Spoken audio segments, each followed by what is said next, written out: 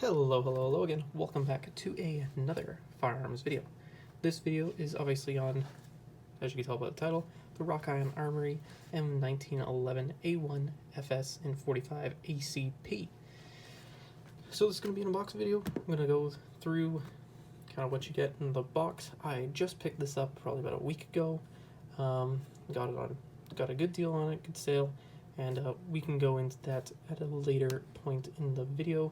So stay tuned for more thoughts, as well as an interesting story about behind why I picked this particular 1911.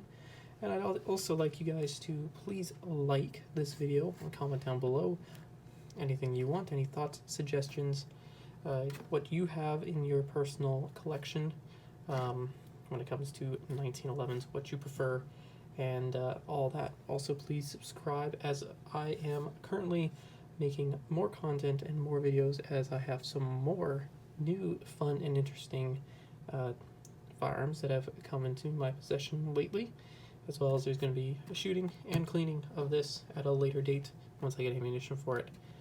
So yeah, we'll jump into it.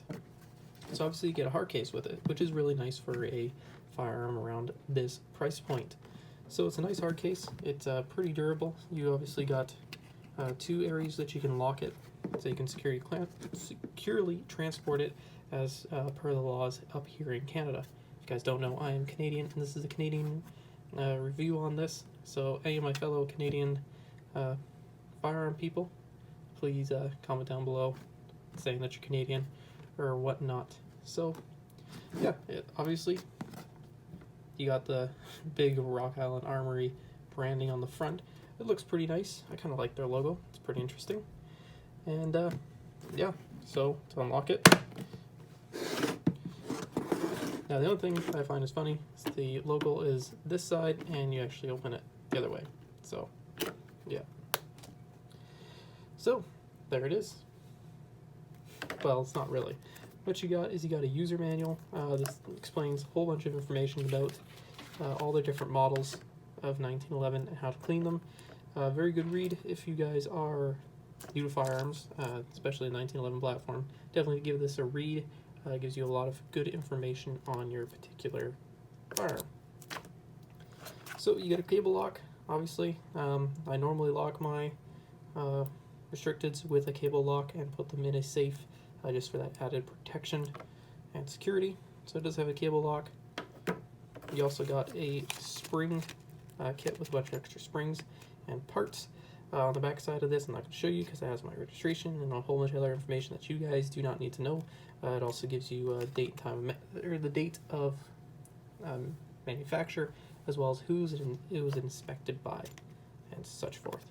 So it's a good little extra information piece for you to have. And then we get into it. We have the firearm itself. So first we'll make sure it's safe, even though it has a empty chamber indicator there. This also comes with the firearm, which is pretty nice. But just so you all know, the magazine is clear, as you can see. Drop that empty chamber indicator. Slide lock. As you can see, there is nothing in the chamber. Drop that and bolt for you. Boom. Set that aside. So, as you can tell, this comes with rubber grips. So most of the ones that you find here or on YouTube or all the reviews have the smooth wood grips. I don't know if this is a new thing or just a Canadian thing, but most of them that you can find right now in Canada have these rubber grips. I mean, they're nice grips, they feel pretty good. I'm going to be definitely looking at replacing these at a later date. I just got to find some grips or make my own. It does come with one mag. It's an ACT mag, 45 ACP 8 rounder. So one thing to consider, only comes with one mag. So I'll set that aside. It's a pretty good mag.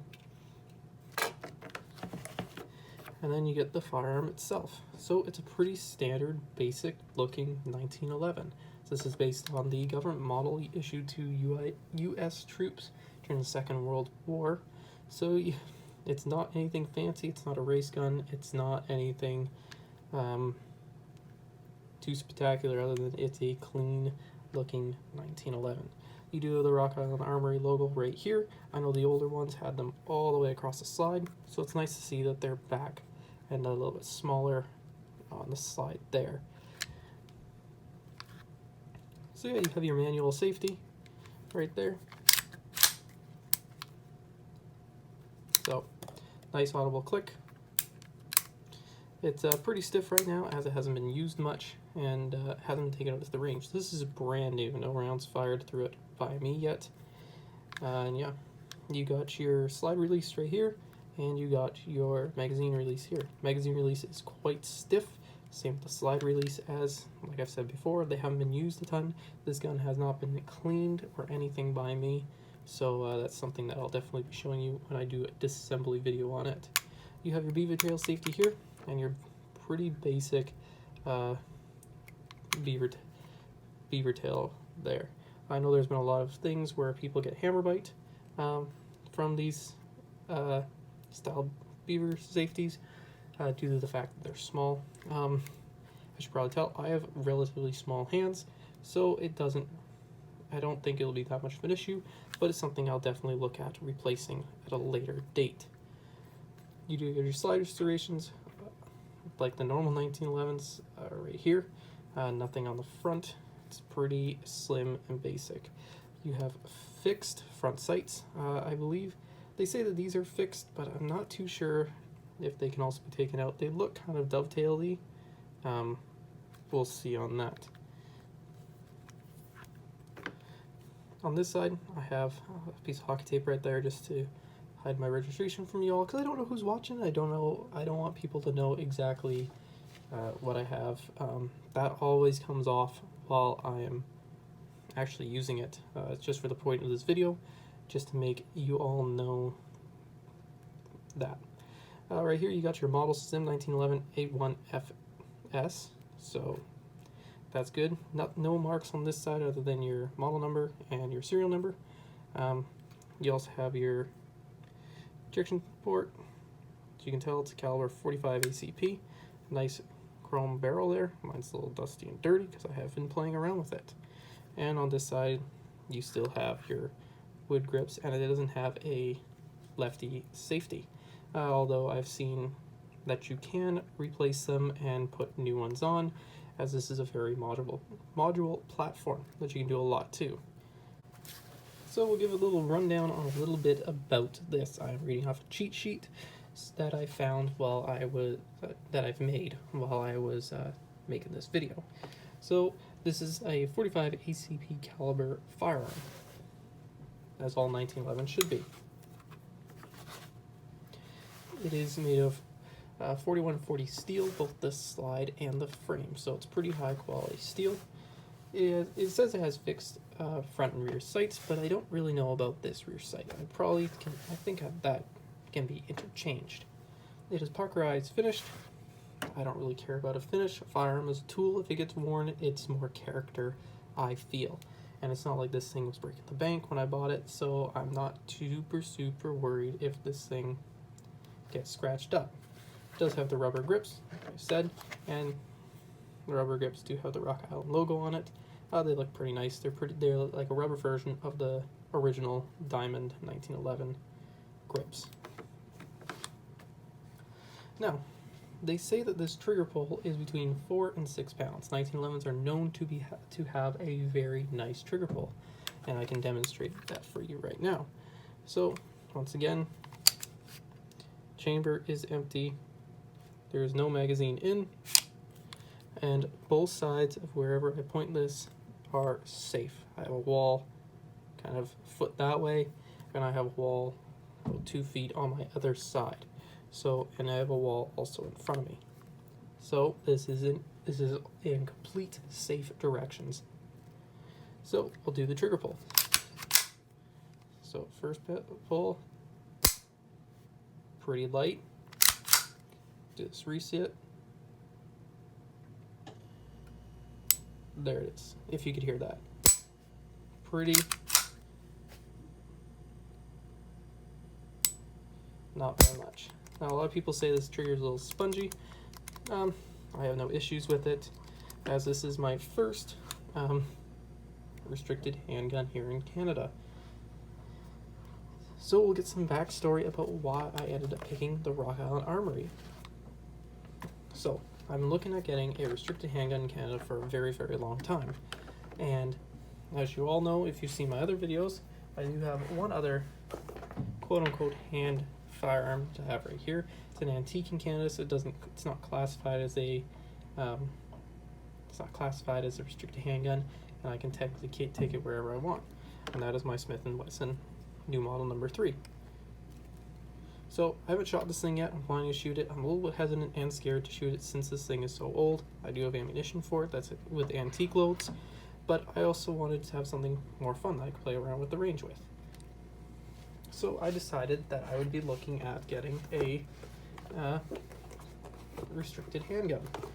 And in Canada, you can only take them to the range, so I was looking for something to plink with. I wasn't going to break my bank. I'm not going to be doing competitions with these things.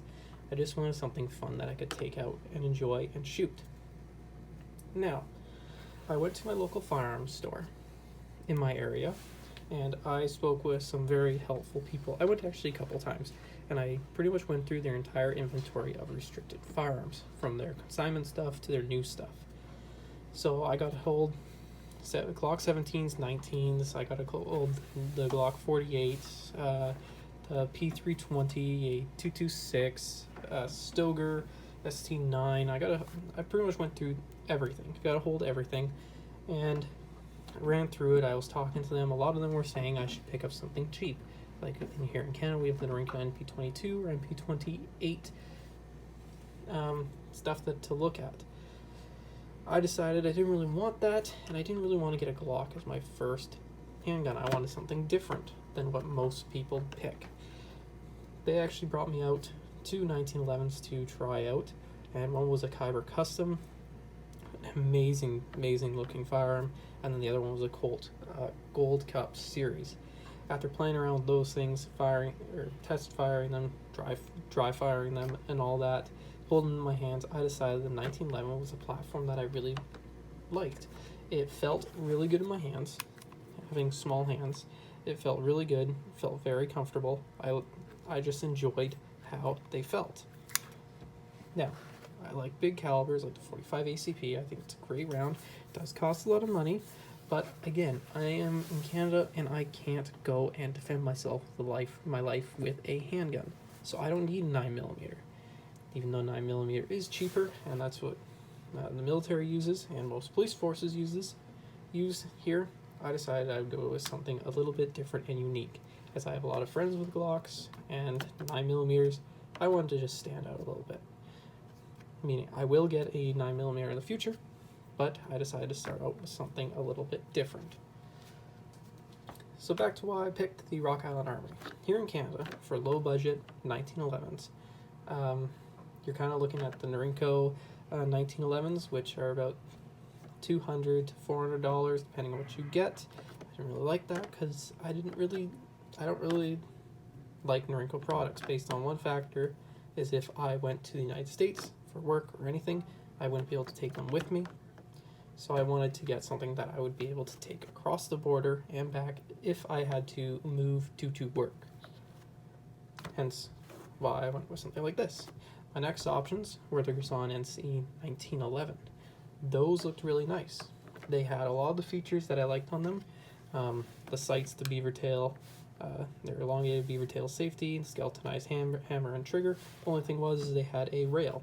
I didn't really like the rail. I liked kind of the smooth look of the 1911. Those things were probably about $550 to $619 or $639. Okay. And then there was the Terrace Canuck 1911. And those were about $800, but a lot of those just had the rail. In the middle here, you had the RRA 1911. I went with the RRA 1911 because, one, the Grisan didn't really have a lot of reviews out there. I saw a lot of stuff from the States saying that they weren't very good reliability-wise, due to probably their break-in period, as well as, big thing was the grips, is they take metric grips. So that means getting more bushings if I want to replace the grips, and that was just a lot more hassle that I didn't want to deal with. And these 1911s are built very, very well to spec, meaning I can replace the grips, beaver tail safeties, everything with Wilson Combat parts if I so pleased. So this did run a little bit more expensive at $649 Canadian. I know you can pick them up cheaper in the United States, but for you Canadians out there looking for a pretty inexpensive entry 1911 that's not in Rinko, that'll take pretty much all the parts, but also has that old school classic 1911 design, definitely recommend picking this up. Now, like I've said, I'm going to be doing some more videos on this. Range video, after action review, a bunch of other stuff will definitely be coming to this. But yeah, definitely stay tuned for those videos. Just give you another look at this. So this is it's also pretty tight lockup. Like nothing's really moving on it. It's new, so it hasn't gone through its break-in period yet. Yeah, it looks very nice. I'll try to get the sights. So yeah, they're GI sights. So yeah, I might put some nail polish on my nail polish right there, just so it's a little easier to pick up. But yeah, other than that, stay tuned to the range video, the cleaning video, and all the other stuff that I have planned for this guy. If you have any questions, leave them in the comments below, and I'll sure get back to them. As well as, like, let me know. Do you guys have the MC 1911? What do you think of it? Do you guys also have RAs, Rock Island Armories? Let me know what you think about yours. Any tips and tricks, put them down in the comments below. And yeah, I read all my comments. So thank you guys for watching. Please like the video, and don't forget to subscribe for more content and more firearm related stuff coming soon. You'll definitely be seeing some more of this and a bunch of other stuff, as well as a little sneak peek. I'll be definitely taking this thing out to the range soon, so you'll be seeing both of these at the range soon. Yeah, so thank you guys so much for watching. Please stay tuned for other videos.